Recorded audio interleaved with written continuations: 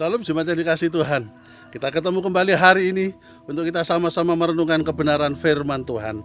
Dan judul renungan kita hari ini adalah transformasi hati. Dan bacaan akan kita ambil dari Yeskiel 36 ayat 25 sampai dengan ayat yang ke-27. Demikian firman Tuhan. Aku akan mencurahkan kepadamu air jernih yang akan mentahirkan kamu dari segala kenajisanmu dan dari semua berhala-berhalamu. Aku akan mentahirkan kamu. Kamu akan kuberikan hati yang baru dan roh yang baru di dalam batinmu. Dan aku akan menjauhkan dari tubuhmu hati yang keras dan akan kuberikan hati yang taat.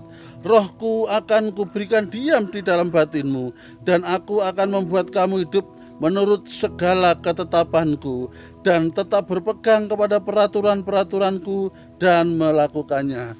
Jemaat yang dikasihi Tuhan, sungguh luar biasa Allah yang kita sembah di dalam nama Tuhan Yesus Kristus.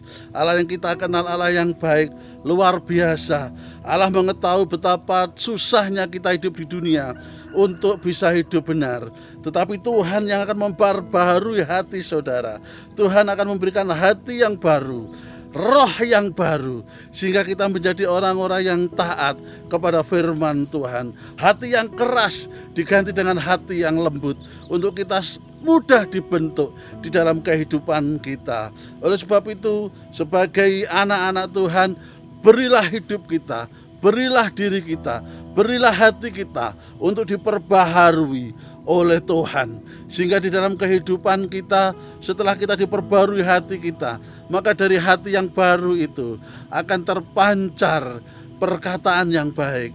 Dari hati yang baru itu akan melakukan hal-hal yang sesuai dengan firman Tuhan.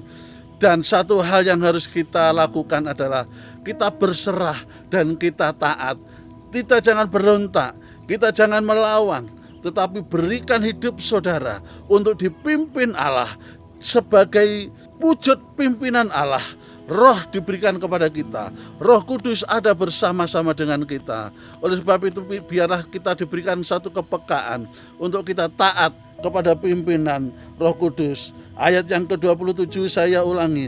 Rohku akan kuberikan diam di dalam batinmu dan aku akan membuat kamu hidup menurut segala ketetapanku dan tetap berpegang pada peraturan-peraturanku dan melakukannya. Ini suka tidak suka, sebagai anak-anak Tuhan kita harus menjadi orang yang taat melakukan kebenaran firman Tuhan.